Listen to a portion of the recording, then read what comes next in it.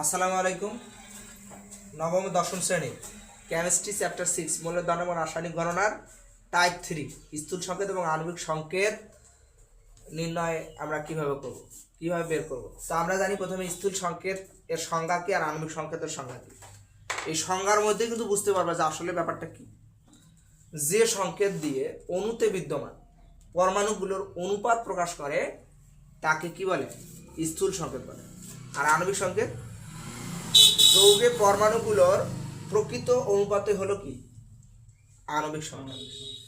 এখানে কিন্তু উদাহরণ দেওয়া হয়েছে, দেখো CH আর এখানে কি আছে C2H2। তো আমরা এখন কিভাবে স্থূল সংকেত বের করব? আমরা মনে করো একটা যৌগের কি করব, শতকরা সংখ্যা আগে বের করব।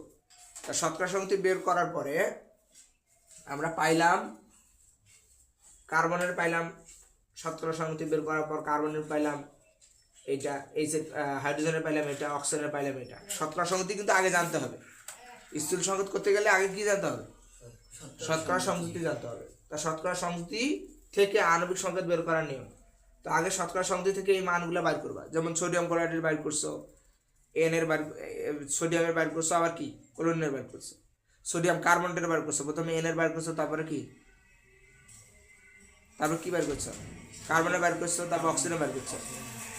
H2 বার করছো, তো প্রথমে H এর বার করছো, তারপর কিসের? অক্সিজেনের বার করছো। তো সেরকম আমরা C এর বার করছি, H এর বার করছি, O এর বার করছি। উদ্দীপকে ধরো তোমার এখানে দেওয়া থাকবে অথবা একটা যৌগ থাকবে, এইটার শতকরা সংকেত বের করো, তারপরে স্থূল সংকেত বের করো, আণবিক সংকেত বের করো, বুঝো নাই? তো যেহেতু আমরা এর আগে শতকরা সংকেত করছি, এজন্য আমরা এটা পাইলাম, এটা পাইছি। তা আমরা কার্বনের পাইছি এত, হাইড্রোজেন পাইছি এত, অক্সিজেনের পাইছি এত। আণবিক সংকেতকে প্রত্যেক মৌলের পারমাণবিক ভর দ্বারা ভাগ করে পাই। আণবিক সংকেতকে কি দ্বারা ভাগ করে পাই? প্রত্যেক মৌলের পারমাণবিক ভর দ্বারা ভাগ করে পাই। এখন দেখো তো এর সি এর কত বাইরেছে? 42.11%। দেখো আমরা 42.11 দিছি, কি দিয়ে ভাগ করে পাই? পারমাণবিক ভর দ্বারা। কার্বনের পারমাণবিক ভর কত? 12। তা ভাগ করলে আমাদের এটা বাইর হয়। হাইড্রোজেনের পাইছি কত? 6.43%। 6.43%। হাইড্রোজেনের পারমাণবিক ভর কিন্তু 1.008। এটা কিন্তু আগেও বলছি আমি, ফিক্সড। এই দুইটা ভাগ করে এটা পাওয়া গেছে।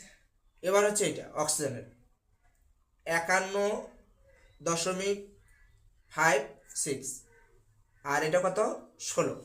এখন তোমাদেরকে কি করতে হবে? এখন তোমাদেরকে এই যে ভাগফলগুলো পাইছো না, এই ভাগফলগুলোর মধ্যে সবচেয়ে ছোট কোনটা বলো তো? সবচেয়ে ছোট কোনটা? 3.22, তাই না? এইটা এই 3.22 দ্বারা প্রত্যেককে ভাগ করতে হবে। প্রতিটাই নিচে থাকবে, মানে 3.22টা নিচে থাকবে এবং এই 3.22 দিয়ে প্রত্যেককে ভাগ। এইটা দিয়ে একবার একে ভাগ, এটা দিয়ে একবার একে ভাগ, হ্যাঁ, আবার এইটা দিয়ে একবার ওকেই ভাগ। কথা বোঝা নাই মনে হয়? এই প্রত্যেককে 3.22 দিয়ে, মানে ক্ষুদ্রতমটা দিয়ে কি করতে হবে? ভাগ করতে হবে। আসো ভাগ করে দেখি।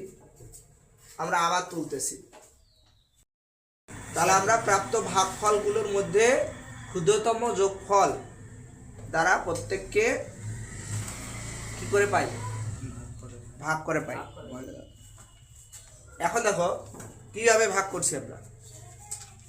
এর আগে যেটা আমরা করলাম, এর আগে আমাদের বাইর হলো 3.51 বাইরেছে, 6.37 বাইরেছে, তারপরে 3.22 বাইরেছে।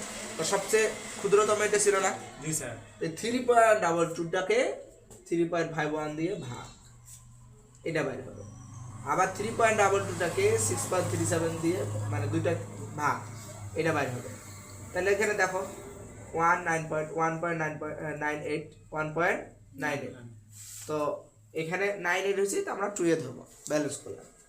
3.22কে আবার 3.22 দিয়ে করলে 1 আসে।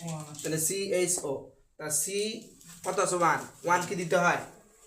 1 কি এখানে দিতে হয়? না, দিতে হয় না। H যেহেতু 2 আছে, 2 তো দিতেই হবে, 2 দিলাম। ও আছে কত? 1, তাহলে ও তো দিতে হয় না। তাহলে সুতরাং যৌগটির স্থূল সংকেত হচ্ছে এটা হচ্ছে কি? স্থূল সংকেত। আর এটা নিজে করো, তোমরা নিজে করো। একটা যেহেতু বুঝতে পারলে, এখন নিজে করো।